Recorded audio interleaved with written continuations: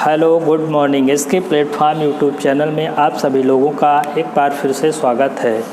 आज के हम इस वीडियो में पढ़ेंगे 3.1 एक्सरसाइज 3.1 कक्षा 10 की गणित अभ्यास है प्रश्नावली 3.1। क्वेश्चन नंबर फर्स्ट है।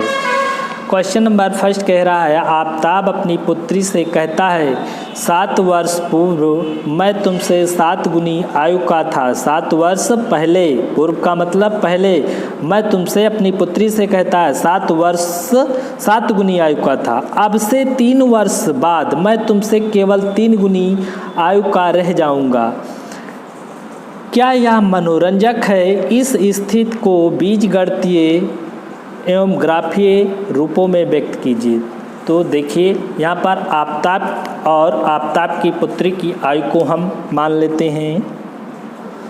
हल, क्वेश्चन नंबर फर्स्ट का हल है, माना आफताब की वर्तमान आयु x वर्ष है। आफताब की वर्तमान आयु x वर्ष है और पुत्री की वर्तमान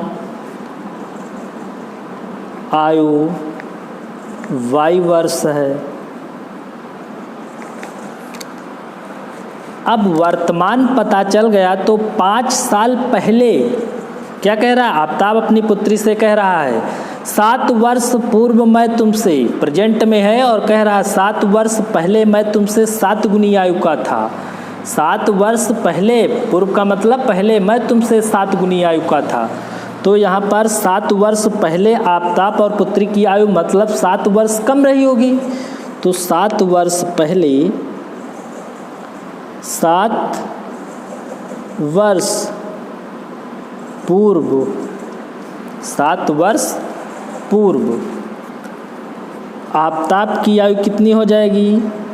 आफताब की आयु बराबर 7x से 7 घट जाएगा तो x - 7 वर्ष होगा।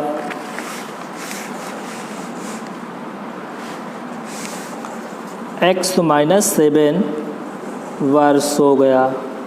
और पुत्री की आयु क्या हो जाएगी? पुत्री की आयु y - 7 हो जाएगी वर्ष। अब 7 वर्ष पहले की आफताब और आफताब की पुत्री की आयु हो गई। अब क्वेश्चन कह रहा है कि 7 वर्ष पूर्व मैं तुमसे 7 गुनी आयु का था। 7 वर्ष पहले मैं तुमसे 7 गुनी आयु का था। जो ये पिता है आफताब, ये अपनी पुत्री से 7 गुना है। तो फर्स्ट कंडीशन क्या है? आफताब अपनी पुत्री से 7 गुना बड़ा है। 7 गुना किससे? अपनी पुत्री से। अपनी पुत्री से 7 गुना बड़ा है। यहाँ पर देखिए, ये जो आफताब की आयु है ये 7 गुनी है। किससे? इससे। तो ये 7 गुनी पहले से है। तो अगर इनको बराबर करना चाहे तो ये 7 गुनी है, इससे 7 गुनी, तो 7 से इसमें गुणा कर देंगे, बराबर हो जाएंगे। तो आगे सॉल्व कर लेते हैं। x - 7 इक्वल टू 7 को y से गुणा तो 7y और 7 को 7 से तो 49 हो जाएगा। तो x y को इधर लाओ तो माइनस का 7y हो जाएगा और 7 को उधर भेज दो तो हो जाएगा -49 और प्लस का 7 हो जाएगा। तो x - 7y इक्वल में यहाँ पर घट जाएगा -42 हो जाएगा। 42 को इधर लाएँ तो प्लस x - 7y प्लस 42 हो जाएगा। ये समीकरण 1 बन जाएगी हमारी। अब केस सेकंड में क्या है? अब देखिए क्वेश्चन कह रहा है 7 यहाँ तक की बात हो गई है। अब से 3 वर्ष बाद मैं तुमसे केवल 3 गुनी आयु का रह जाऊँगा, तो 3 वर्ष बाद, अब से 3 वर्ष बाद, अब 3 वर्ष बाद की बात कर रहा है, तो 3 वर्ष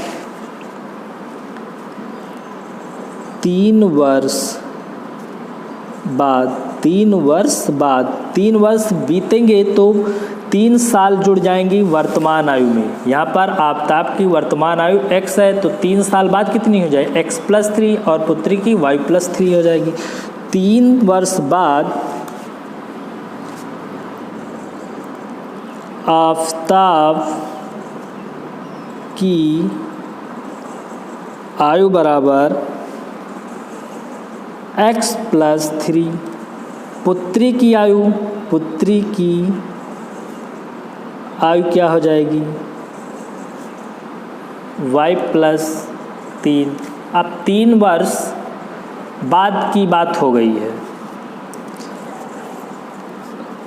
अब क्वेश्चन देखिए, यहाँ पर लिखा है 3 वर्ष बाद मैं तुमसे केवल 3 गुनी आयु का रह जाऊंगा। अब जब 3 वर्ष बीत गए हैं तो यहाँ पर ये 3 गुना पिता है, आफताब की आयु इससे 3 गुनी है।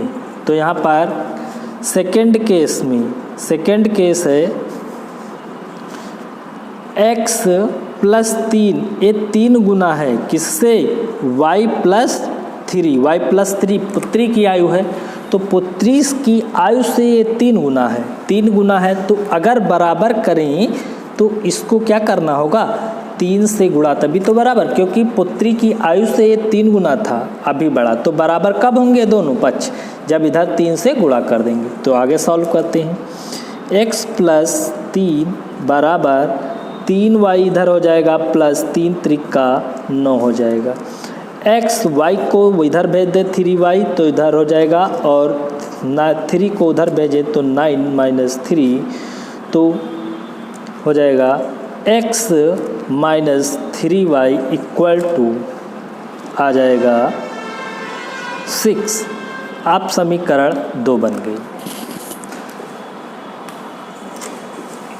समीकरण 2, अब जो समीकरण 1 और 2 आई हैं, तो क्या बीजगणितीय रूप, इसको बीजगणितीय रूप कहते हैं। जो समीकरण बन गई हैं क्या 1 और 2, उसे क्या कहते हैं बीजगणितीय। तो बीजगणितीय समीकरण 1 और 2 बीजगणितीय रूप आ गया है। अब हमको निकालना है ग्राफीय रूपों में व्यक्त करना, ग्राफीय रूपों में। तो समीकरण देखिए, यहाँ पर 2 समीकरण हमारे पास आई हैं, कौन कौन सी हैं। एक तो समीकरण आई है हमारे पास x - 7y + 42 = 0, एक आ गई है एक, और दूसरी आई है x - 3y = 6 आई है। ये समीकरण 2 आई है। अब इन दोनों समीकरणों से हम मान निकालते हैं x y की। देखिए कैसे, समीकरण 1 क्या है, x - 7y + 42 लिखा है। 40 को उधर कन्वर्ट कर देते हैं, तो हो जाएगा x - 7y = -42। अब टेबल बना लेते हैं। यहाँ पर x और y के मान रखने के लिए यहाँ पर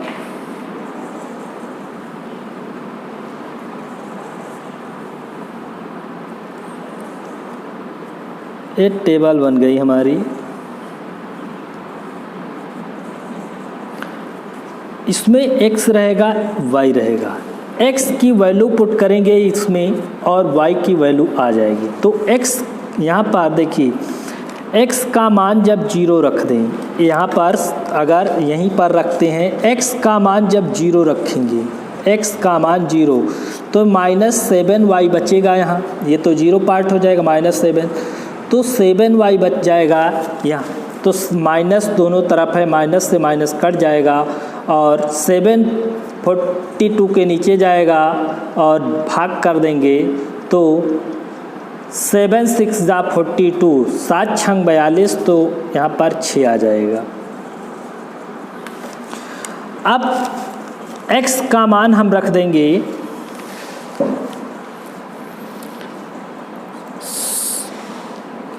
7 रखेंगे, 7 रख देंगे।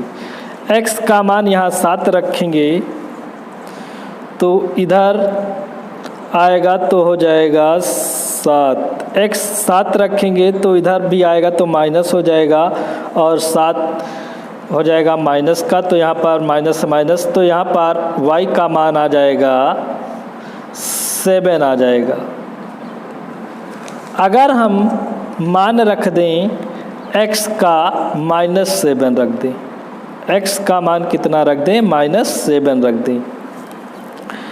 x का मान -7 रखेंगे तो माइनस यहाँ हो जाएगा, उधर प्लस हो जाएगा, तो आ जाएगा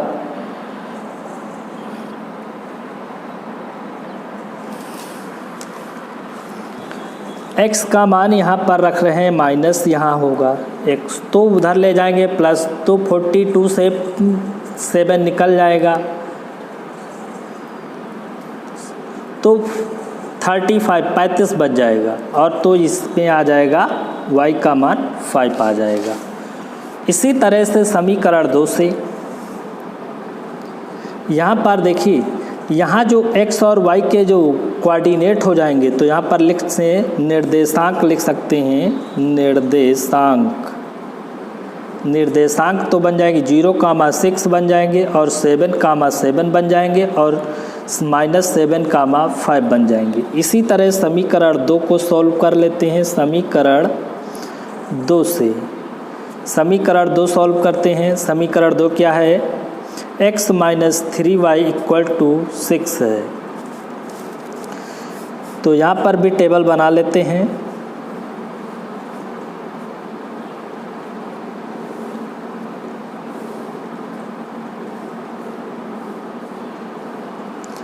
एक्स वाई बना लें टेबल।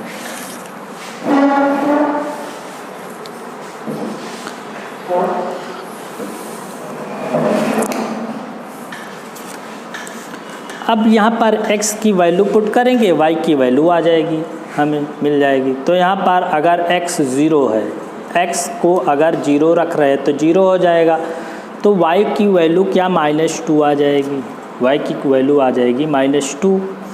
अब x की वैल्यू रखते हैं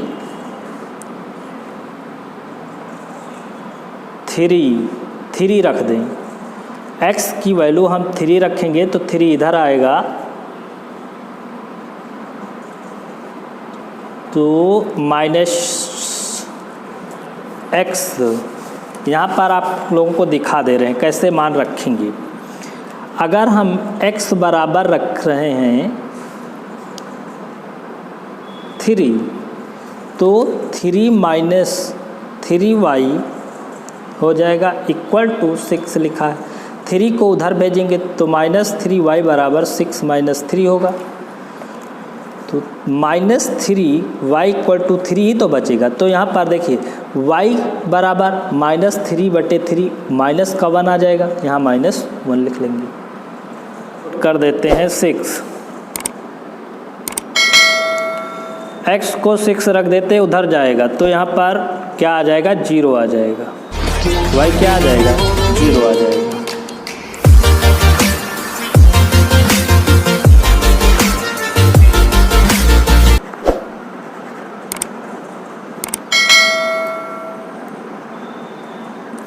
अब देखिए ग्राफ, इसके निर्देशांक क्या हो जाएंगे, निर्देशांक 0, -2, 3, -1, 6, 0, ये निर्देशांक हो गए। अब हम ग्राफ बना लेते हैं। ग्राफ देखिए,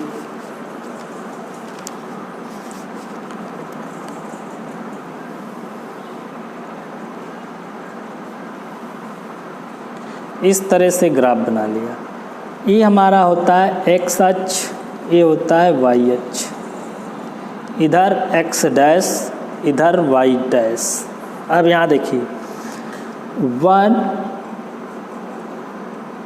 2, 3, 4, 5, 6, 7 तक यहाँ बना लिया। इधर -1, -1, -2, -3, -4, -5, -6 और -7 इधर भी बना लिया -7। फिर इधर 1, 2, 3, 4, 5, 6, 7 इधर भी बन गए। इधर -1, -2, -3, -4, -5, -6 यहाँ -7 इधर भी बना लिए। अब यहाँ देखिए पहले समीकरण से क्या आया, निर्देशांक आए थे पहले से 0,6, तो 0 यहाँ पर होता है, 0 यहाँ पर होता है, और 0 जो पहले होता है वो होता है यहाँ पर 0 लिखा। x अक्ष पे कुछ नहीं है, y पे 6 है, तो y किधर होगा, इधर ही तो होगा, प्लस मिलेगा, तो यहाँ पर हो जाएगा, ये हो जाएगा y।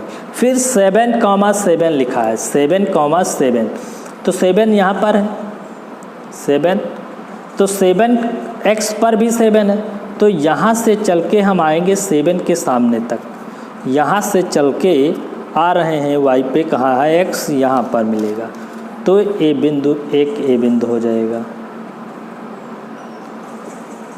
फिर एक ए बिंदु हो गया। फिर अगला है -7,5, -7 x -7 है, तो x -7 जो पहले लिखा होता है x होता है, तो -7 और 5 ऊपर है प्लस, मतलब यहाँ से जाएंगे 5 तक, यहाँ से इसके सिधान में हम लोग पहुँच जाएंगे 5, यहाँ पर आ जाएंगे, इस बिंदु पर आ गए।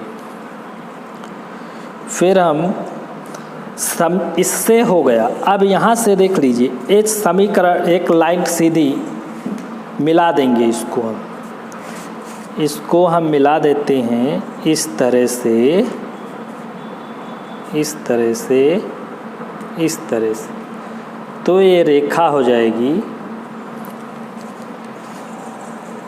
इसी तरह से अब दूसरे से कर लेंगे।